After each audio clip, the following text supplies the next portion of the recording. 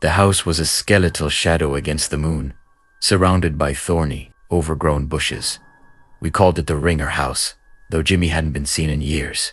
Then there was Mark, our reckless leader, nudged the broken gate open with his boot.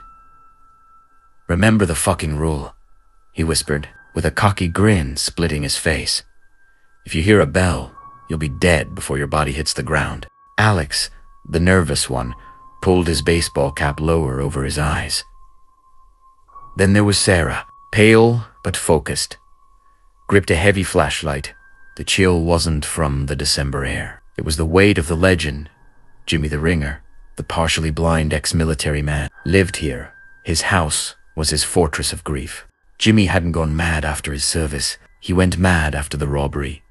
His wife, Eleanor, had died of cancer while he was overseas. The thieves took her locket and the small wind-up music box. She cherished them. Those items were the last anchors to his sanity. Their absence drove him to his horrifying plan. He was slow, old, and his vision was little more than shifting light and shadow. But his hearing, fuck me. His hearing was a weapon, honed by combat and age. He could hear the dust motes settling, the wood grain expanding. So he hung the bells, cheap, loud, brass and iron bells. They were his sight, his warning, and his trap. We found the cellar window, rotted and begging to be forced open. Mark used a tire iron to pry the frame back with a grinding noise. "All right," low and slow, Sarah murmured, sliding in first. The air inside was stale, smelling of mothballs and wet concrete. We were beneath the Ringer's lair. A sliver of light from the broken window illuminated the dark basement. Sarah's face, usually calm, was pinched with concentration, so we started moving toward the creaking steps leading up to the main floor. Every footstep was placed with exaggerated, painful care. The smallest mistake would activate the Ringer's chorus. Upstairs, in the dead center of the living room, sat Jimmy. He was a silhouette in a worn, high-backed armchair. His eyes were open but unfocused, like two milky white discs. He hadn't moved in hours, listening to the house breathe. He heard the distinct scuff of a cheap sneaker against concrete below. Jimmy didn't flinch. He just tightened his grip on the shotgun in his lap. It was old, a heavy double-barreled model, well-maintained. He didn't need to see the intruders. He only needed to place them. The sound had come from the far southeast corner of the cellar. He adjusted his head, tracking their ascent up the wooden stairs. We reached the landing, successfully navigating the creaky staircase. The floorboards here were ancient, every step a calculated risk. We knew the police had found 2 bodies here a few years prior. They were teenagers just like us. Looking for a thrill, they had found only silence. Then the terrible bells. Marco was trying to be clever, moved along the wall, hugging the skirting board. He thought the edges would be more stable, less prone to sound. He was wrong. The wall held the lightest vibration. He slid past a darkened, hanging tapestry near a doorway. Hidden behind it was a small, tarnished silver bell. The thread holding the bell was too low, designed for a careless ankle. Mark's jacket sleeve brushed the thread, snapping it instantly. Jingle, jingle.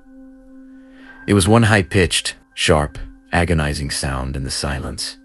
It died almost immediately. As the bell struck the carpet, we froze, every muscle locking up with cold terror. The sound, though brief, felt like a thunderclap in the room. Mark's eyes were wide, staring at the darkened corner where Jimmy sat. The outline of the old man was still and silent. He looked like a statue. Maybe he hadn't heard it. Jimmy's head had snapped up at the sound. The brief but high frequency of the silver bell was painful to him. It told him 2 things. The intruder was medium height, and they were clumsy. The sound died, but the echo in the structure remained. He mentally locked the intruder's location. The first floor hallway. "We have to get the fuck out now," Alex hissed, his voice trembling. He started backing away, forgetting the careful steps. "Wait. Be quiet." Sarah quickly grabbing his shoulder, pulling him back. The legend said the blast came with the bell, not after. Silence was almost worse than the noise. Jimmy rose from the chair with an agonizing effort. He was indeed old and hunched, with every joint creaking, but he didn't stumble. His military discipline was ingrained. He moved toward the hallway with the stealth of a predator. He used the sound of his own breathing to gauge the room's silence. Alex started panicking and broke free from Sarah's grip and bolted backward. He turned, intending to run back down the cellar steps. He misjudged the distance in the darkness of the dining room. He smashed right into a precarious stack of boxes near the window. The boxes held dozens of heavy, cast-iron cowbells. The sound was immense, an unbearable, sustained cacophony. It was deep, violent, and utterly deafening. It overwhelmed the room, vibrating through the floor and walls. This was the ringer's full chorus. Jimmy stopped dead, his posture momentarily rigid with pain. The loud and low-frequency sound of the iron bells was blinding, but his mind, ignoring the pain, the sound was sustained, coming from the dining room. Near the window, it was loud enough to cover his next action. He swiftly brought the shotgun up to his shoulder. He swung the heavy barrels directly toward the core of the noise. He didn't need to see the shape of the boy. He needed only the precise location of the ringing. He squeezed the trigger. The roar of the shotgun blast was muffled, yet final. It cut the sound of the iron bells instantly. The metal ringing stopped, violently. In the middle of a chime, Alex screamed in panic. If there was any sound from Alex, it was silenced by the blast. The sound died and Alex was motionless. Before the ringing stopped, Mark and Sarah stood frozen in the hallway, covered in fear. They had heard the long, terrifying chorus of bells, then the deep, defining sound of the gun, and then silent, absolute, heavy, unforgiving silence. They didn't see Alex fall, but they knew the ringing was over. Sarah grabbing Mark's sleeve, her breath catching in her throat, the back door. "Mark, go now," Sarah whispering under her breath. They didn't bother with silent steps this time. They sprinted toward the kitchen. Away from the living room, Jimmy didn't move from his spot, already reloading. He heard the panicked scramble, two distinct, lighter sets of footsteps.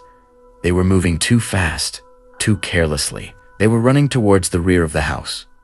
Jimmy smiled. Terrible twist of his lips. The kitchen. This was his favorite section of the house. This was his trench, his fortress. The kitchen floor was tiled, slippery with grime. A long tripwire, thin and almost invisible, ran waist-high across the middle row. It was tied to a set of heavy fire alarm gongs near the pantry. Mark burst through the door first, desperate and gasping. He ran straight into the line.